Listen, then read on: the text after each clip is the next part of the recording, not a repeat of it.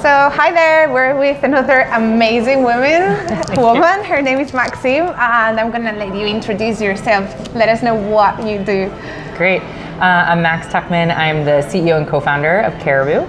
Caribu is an education platform that helps parents, extended family, and mentors to read and draw with children when they're not in the same location. So kind of like FaceTime meets Kindle for kids.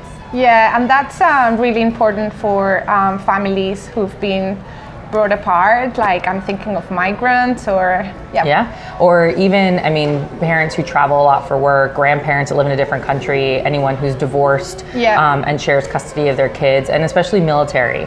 We have an initiative with the military, with Blue Star Families, a partnership where we donate free subscriptions of Caribu to all currently serving military. And what brought you into this job? What's sort of your drive, your passion? What is the impact you want to have in the world? Yeah, I'm a serial social entrepreneur. So I love solving problems. And I love solving problems that are mission driven. For me, I always, kind of knew I'd go into something that was mission driven, but I've always wanted to also do something that makes money. Because when you're, Cuban American, when you're, born to immigrants, like you're a natural born hustler. But you also have the responsibility from your history to do good in the world and to make a positive impact and to give back and to pay it forward. So I get to do both in entrepreneurship. Yeah, awesome. So what other impact industries have you left your mark? Yeah, mainly it's in education. Okay. So I've worked in all levels of education. Okay. Yeah, and I think that it was born from kind of like my experience in education and knowing how hard it was to be, the child of immigrants and the first one to go to college in my family.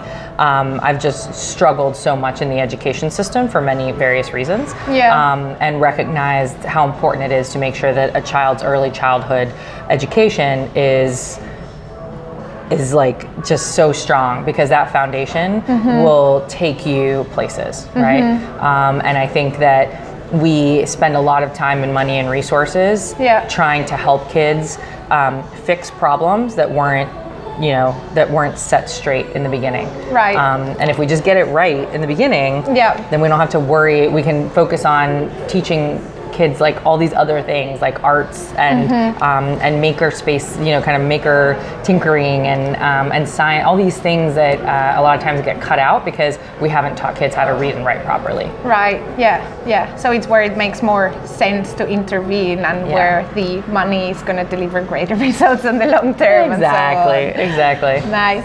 We were chatting before and about you're the CEO of the company, but you're not the founder, right? And Correct. We were chatting about various things in that aspect. One of them is how cool of the person who had the idea to let the reins to someone like you who knows how to drive a business. Yeah. And then the other thing we were chatting about was how when you speak to the media, you don't correct the mistake when people point out that you're the founder, because you want to give, you have the opportunity to stand up as a woman with the ability to run a company. So I don't know, let's elaborate on those points. I'll start with your last point is I think right now we're calling 2018 the year of the woman, but I think it's the millennium of the woman. I don't think we're going to back down in 365 days, right? Like I feel like this is just the beginning.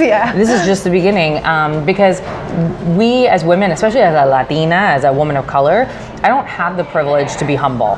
I don't have the privilege to constantly share credit with people, sadly. And I think that's our natural tendency as women, is to say, oh, the group did it, and like I worked with all these people, and like this, and absolutely you should always give credit to people, but I think women need to take more ownership of what they have built and their success. And I think women are now finally coming into their own to say, I did something, and I want to take credit for it. And so my co-founder built the technology, but truly, scouted out a CEO because he knew that his technology was only as good as the person that could go out and truly sell it. And not only sell it, but I guess, change it as well, depending on the market requirements. Right, and to be able to pivot it, right? I mean, so he's brilliant in his own right and such a strong entrepreneur, and I like truly found an A+ teammate. But at the same time, like I consider myself a co-founder because I am taking his technology and our company and I am turning it into the next stage. One wouldn't exist without the other. Exactly, and he saw that. That is why he was looking for a co-founder, and it's very rare to find a CTO or an engineer that doesn't also think they should be the CEO, right? So that made me respect him even more because I was like, he recognizes his skill set and knows what he's good at, and knows that and can see that I'm good at my piece and that we work really, really well together. We're super complementary, and you need that when you're trying to take over the world. Yeah, nice. And another interesting bit of our conversation was about power and how women. It's not the year of the woman. We've just started getting a little bit of power over ourselves. Yes, That's the first stage. Saying, hey, I own these. Or hey, I do have some ideas, and not apologizing for it, not apologizing right? I think in the past we've apologized for our ambition and for our drive and for wanting to be great. I think we were always socialized and taught that no, like keep it down, right? And it's like I'm going to be super freaking loud. Yeah. So what do you think is going to happen this year, in the next 3 years, in the next 5? Let's try to think like the future of female. This power grabbing, power sharing. I don't know, how do you see it? It's a great question because I think when we were talking about power, I think power is neither created nor destroyed like matter. Power is just redistributed, and there are people that hold power, and mainly right now they are men, white men.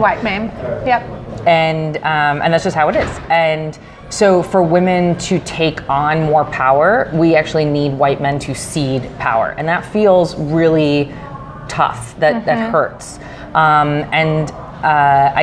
But I think this kind of like the Me Too movement, right? Like what I think it did is it finally created the opportunity for women to start demanding more power, for men to realize, I think, to kind of have empathy for, they can't really truly have empathy, but more sympathy, to have sympathy for the struggles that women are going through and the things. So for example, like the Me Too movement, everyone's very upset about sexual harassment and sexual violence. And absolutely, we should be very upset about that. But like the thing that really pisses me off is the amount of like economic empowerment and genius and productivity that we've lost. Because think about it, when you're a woman trying to climb the corporate ladder, if you're being sexually harassed by a male colleague, guess who's leaving the company? The woman. Always. Yeah, I hear a lot of those stories speaking with women entrepreneurs in Mexico, which is like, forget it. But think about how many women had to leave companies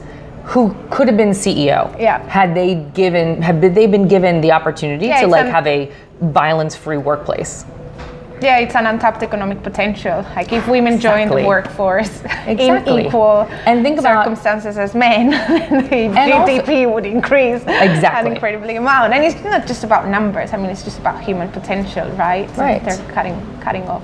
Right, and that's what I love about entrepreneurship is all of the women that have been had to leave companies because they weren't safe places for them, or they didn't feel valued. Like even when you go out and you decide to have a family, there are many companies that do not value that. They say they value it, but then they put you in flex time, or they pay you less, or you're not on partner track anymore. There's a lot of ways that companies tell women we don't value your decisions. And what entrepreneurship does is allows us to say, I'm going to do what I think is right on my terms, what's best for me and my family, and I'm going to build. Women are building super inclusive companies, and that's what excites me. That's the tip. That's why I think it's a millennium game, right? It's not just the year of the woman. Like we are about to build super inclusive companies that will again untap potential in so many different ways.